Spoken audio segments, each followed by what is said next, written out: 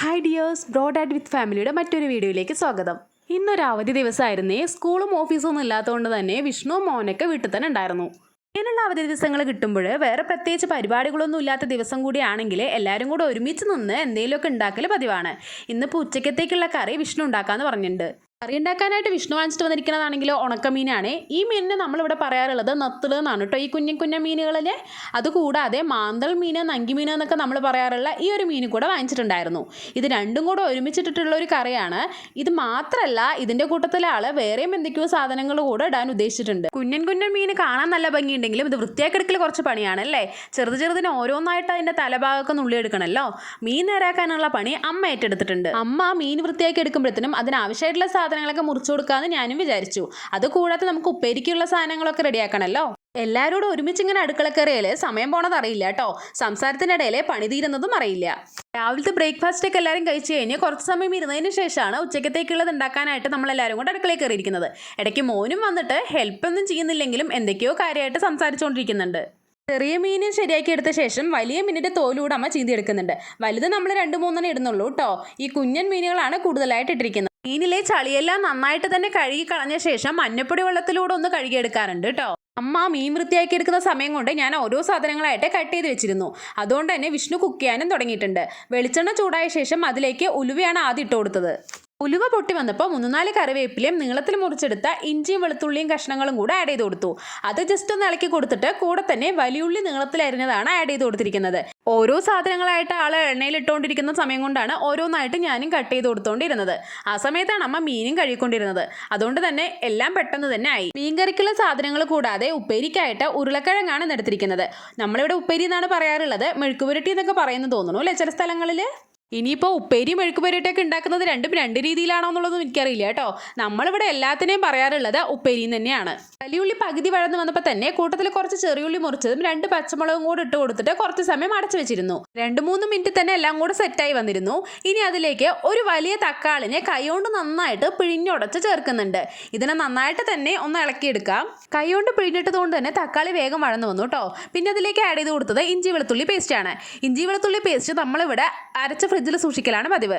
1 മാസത്തിൽ കൂടുതലൊക്കെ ഇത് കേടാവാതിരിക്കും. എങ്ങനെയാണെന്നുള്ളതൊക്കെ നമ്മൾ മുൻപ് വീഡിയോ ചെയ്തിട്ടുണ്ട് കേട്ടോ. ഇഞ്ചി വെളുത്തുള്ളി പേസ്റ്റ് കൂടെ ആഡ് ചെയ്ത ശേഷം അടച്ചു വെച്ചിട്ടുണ്ട്. ആ സമയം കൊണ്ട് നമുക്ക് ഇതിന് വേണ്ട മസാലക്കൂട്ട് റെഡിയാക്കാം. അതിനായിട്ട് ഒരു പാത്രത്തിലേക്ക് കാശ്മീർ ചില്ലി പൗഡറും മല്ലിപ്പൊടിയും മഞ്ഞൾപ്പൊടിയും സാദാ മുളക് പൊടിയും കൂടെ ഇട്ട് കൊടുക്കുന്നുണ്ട്. അതിലേക്ക് 2-3 സ്പൂൺ വെള്ളം കൂടെ ഒഴിച്ചു കൊടുത്തിട്ട് നന്നായിട്ട് തന്നെ ഇളക്കി മിക്സ് ചെയ്തെടുക്കുന്നുണ്ട്. ഞാൻ നേരത്തെ പറഞ്ഞിരുന്നല്ലോ, ഇഞ്ചി വെളുത്തുള്ളി പേസ്റ്റൊക്കെ 1 മാസത്തേക്കുള്ളത് അരച്ച് വെക്കുന്ന ഫ്രിഡ്ജിലാണ് നമ്മൾ സൂക്ഷിക്കാറുള്ളത്. 1 മാസം വരെ ഇരിക്കുമെങ്കിലും വിനീഗറൊന്നും ആഡ് ചെയ്യാതെ തന്നെയാണ് കേട്ടോ നമ്മൾ അരച്ചെടുക്കാറുള്ളത്. അതിൻ്റെ ഫുൾ വീഡിയോ നമ്മുടെ ചാനലിൽ അപ്ലോഡ് ചെയ്തിട്ടുണ്ട്. മസാല റെഡിയാക്കി എടുക്കുന്ന സമയം കൊണ്ട് തന്നെ നമ്മൾ നേരത്തെ അടച്ചു വെച്ചിരുന്ന ഉള്ളി തക്കാളിയൊക്കെ നന്നായിട്ട് തന്നെ വഴന്ന് സെറ്റായി വന്നിട്ടുണ്ട്. ഇനി അതിലേക്ക് ഈ പേസ്റ്റ് കൂടെ ഒഴിച്ചു കൊടുക്കാം. അത് ഒഴിച്ചു കൊടുത്തിട്ട് ഒന്ന് ഇളക്കി എടുത്തിട്ട് അതിലേക്ക് ഒരു നുള്ള് കായപ്പൊടി കൂടെ ആഡ് ചെയ്ത് കൊടുക്കുന്നുണ്ട്. കൂടെ തന്നെ നമ്മളുടെ പുളിപ്പിന് ആവശ്യമായിട്ടുള്ള അത്രയും പുളിയും കൂടെ ആഡ് ചെയ്ത് കൊടുക്കാം. ഇഞ്ചി വെളുത്തുള്ളി പേസ്റ്റ് പോലെ തന്നെ പുളിയും നമ്മൾ പേസ്റ്റ് ആക്കിയിട്ട് ഫ്രിഡ്ജിൽ സൂക്ഷിക്കലാണ് പതിവ്.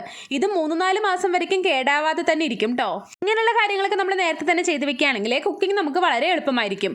വർക്ക് ചെയ്യുന്നവർക്കൊക്കെ ആണെന്നുണ്ടെങ്കിൽ ഇത് ഒരുപാട് ഉപകാരപ്പെടുന്ന കാര്യങ്ങളാണ് കേട്ടോ. പുളി പേസ്റ്റ് കൂടെ ആഡ് ചെയ്ത് കൊടുത്തിട്ട് നന്നായിട്ടൊന്ന് ഇളക്കിയെടുത്ത ശേഷം കുറച്ച് സമയം അടച്ചു വെക്കുന്നുണ്ട്.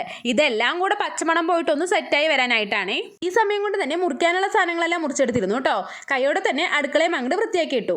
3-4 മിനിറ്റ് അടച്ചു വെച്ച് തുറന്നു കഴിഞ്ഞപ്പോൾ തന്നെ പുളിയുടെ മസാലയുടെ എല്ലാം പച്ചമണം പോയിട്ട് നന്നായിട്ടൊന്ന് സെറ്റായി കുറുകി വന്നിട്ടുണ്ട്. അതിലേക്ക് നമുക്ക് കറിക്ക് ആവശ്യമായിട്ടുള്ള അത്രയും ക്വാണ്ടിറ്റിയിൽ വെള്ളം കൂടെ ഒഴിച്ചു കൊടുക്കുന്നുണ്ട്. വെള്ളം ഒഴിച്ചു കൊടുത്ത ശേഷം ഒന്ന് ഇളക്കി എടുത്തിട്ട് കുറച്ച് സമയം അടച്ചു വെക്കാം. ഇതെല്ലാം നന്നായി തിളച്ച് സെറ്റായിട്ട് വരാനായിട്ടാണ് കേട്ടോ. വെള്ളം ഒഴിച്ചത് കൂടെ തിളച്ച് വന്നപ്പോൾ അതിനകത്തേക്ക് നമ്മൾ ആദ്യം ആഡ് ചെയ്ത് കൊടുത്തത് നെത്തിളാണ്. നെത്തിൽ ആഡ് ചെയ്ത ശേഷം ജസ്റ്റ് ഒന്ന് ഇളക്കി കൊടുത്തിട്ട് നമ്മളുടെ ഈ കറിയുടെ മെയിൻ ഹൈലൈറ്റ് ആയിട്ടുള്ള സംഭവമാണ് പിന്നെ ആഡ് ചെയ്ത് കൊടുത്തത് മുരിങ്ങക്കായയും വഴുതനങ്ങയും. ഉണക്കമീൻ ആയതുകൊണ്ട് തന്നെ നമ്മൾ ഈ കറിക്കകത്ത് ഉപ്പ് ആഡ് ചെയ്തിട്ടുണ്ടായിരുന്നില്ല. കാരണം ഉണക്കമീനകത്ത് ഉപ്പ് ഉണ്ടാവുമല്ലോ. ഈ വെജിറ്റബിൾസ് എല്ലാം ആഡ് ചെയ്ത ശേഷം ഉപ്പ് നോക്കിയപ്പോൾ കുറച്ച് ഉപ്പിൻ്റെ കുറവുണ്ടായിരുന്നത് കൊണ്ട് അതുകൂടെ ഇപ്പം ആഡ് ചെയ്ത് കൊടുത്തിട്ടുണ്ട്. ഇതെല്ലാം ആഡ് ചെയ്തിട്ട് ഒന്ന് ഇളക്കി എടുത്ത ശേഷം കുറച്ച് സമയം അടച്ചു വെക്കുന്നുണ്ട്. അതും ഒരു 3-4 മിനിറ്റ് തന്നെ ഹാഫ് കുക്കായി വന്നു കേട്ടോ. ഇനി അതിലേക്ക് നമ്മൾ നേരത്തെ വൃത്തിയാക്കി വെച്ചിരുന്ന 3 നങ്കിമീൻ കൂടെ ഉണ്ടല്ലോ അതുകൂടെ ആഡ് ചെയ്ത് കൊടുക്കുന്നുണ്ട്. ഈ നങ്കിമീൻ പെട്ടെന്ന് തന്നെ വെന്ത് വരുന്നത് കൊണ്ടാണ് അതെല്ലാം ഹാഫ് കുക്കായി വന്ന ശേഷം ഇത് ആഡ് ചെയ്യുന്നത് കേട്ടോ.